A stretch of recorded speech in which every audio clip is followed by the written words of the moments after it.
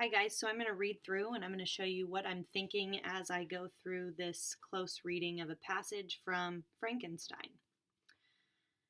I said in one of my letters, my dear Margaret, that I should find no friend on the wide ocean. Yet I have found a man who, I notice this conjunction of contrast here.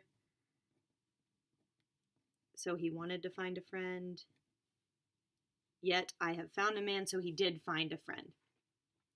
Who, before his spirit had been broken by misery, I should have been happy to have possessed as the brother of my heart. I shall continue my journal concerning the stranger at intervals, should I have any fresh incidents to record. So this guy, before his spirit had been broken by misery, that seems to be significant to this. So here's his first entry. My affection for my guest increases every day. He excites at once my admiration and my pity, so he's got different emotions about this guy, to an astonishing degree. How can I see so noble a creature destroyed by misery without feeling the most poignant grief? So this is kind of interesting word choice. He's using pretty exaggerated words. He calls the guy a creature, misery, and poignant grief. So this is going to be about this guy's emotions. He is now much recovered from his illness and is continually on the deck, apparently watching for the sledge that preceded his own. So I'm noticing that the guy was sick. It was probably a physical illness that he's recovered from, but it seems to be mental too. And I'm going to draw an arrow back up here to the idea of his spirit. Yet, although unhappy, he is not so utterly occupied by his own misery that he interests himself deeply in the projects of others. He has frequently conversed with me on mine, which I have communicated to him without disguise. He entered attentively into all my arguments in favor of my eventual success and into every minute detail of the measures I had taken to secure it. So, still interested in others. This guy isn't a self-absorbed person. I was easily led by sympathy, which he evinced. I don't know what that word means. I'll put a question mark. To use the language of my heart, to give utterance to the burning ardor of my soul, and to say, with all the fervor that warmed me, how gladly I would sacrifice my fortune, my existence, my every hope to the furtherance of my enterprise. One man's life or death were but a small price to pay for the acquirement of the knowledge which I sought, for the dominion I should acquire and transmit over the elemental foes of our race. So through that whole long thing, the speaker was saying that the speaker will sacrifice everything for his goal. As I spoke, a dark gloom spread over my listener's countenance. This seems significant because the listener clearly disagrees. At first, I perceived that he tried to suppress his emotion. He placed his hands before his eyes, and my voice quivered and failed me as I beheld tears trickle fast from between his fingers. A groan burst from his heaving breast. I paused. At length he spoke in broken accents. Unhappy man, do you share my madness? Oops, sorry, you weren't seeing what I was seeing. Do you share my madness? Have you drank also of the intoxicating draught? Hear me, let me reveal my tale, and you will dash the cups from your lip. So this guy that he's describing does not want speaker to sacrifice.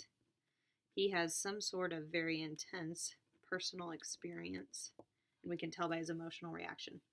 Such words, you may imagine, strongly excited my curiosity, but the paroxysms of grief that had seized the stranger overcame his weakened powers, and many hours of repose and tranquil conversation were necessary to restore his composure. He is really upset.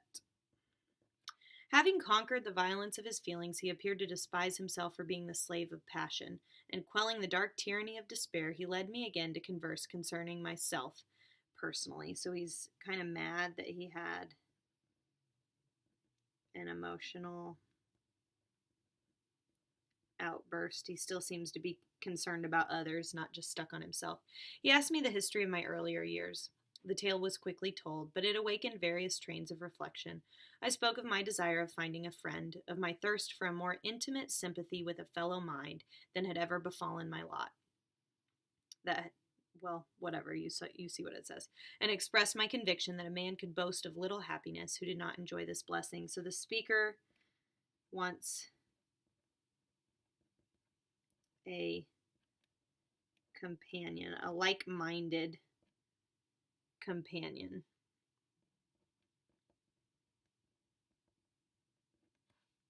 I agree with you, replied the stranger. We are unfashioned creatures, but half made up, if one wiser, better, dearer than ourselves. Such a friend ought to be. Do not lend his aid to perfectionate our weak and faulty natures.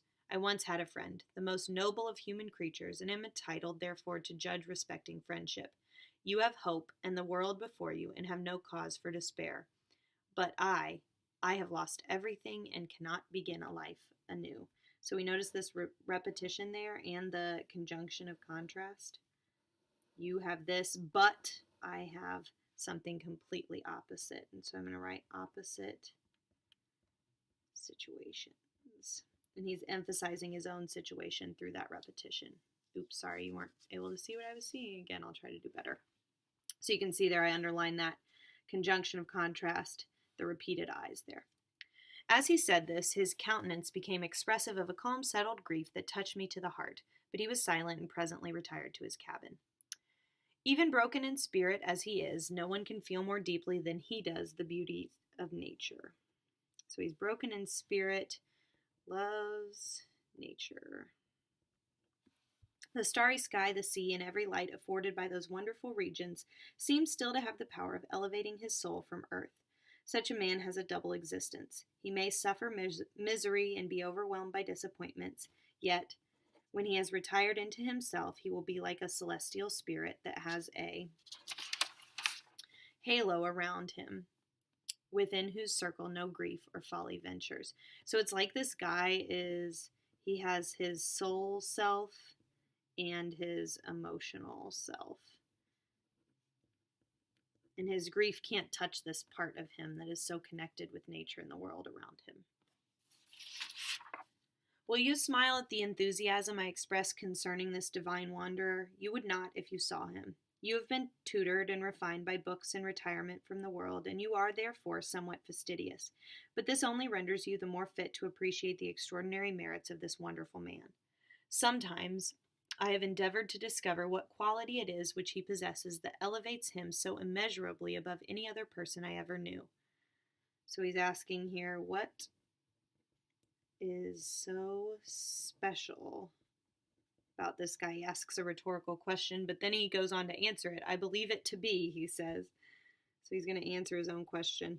An intuitive discernment, a quick but never failing power of judgment, a penetration into the causes of things unequaled for clearness and precision. Add to this a facility of expression and a voice whose varied intonations are soul-subduing music. So whenever I get a list, I like to kind of number it so I remember that it's a list and I can see all of the different things that the person is pointing out. And so here is our answer to this question.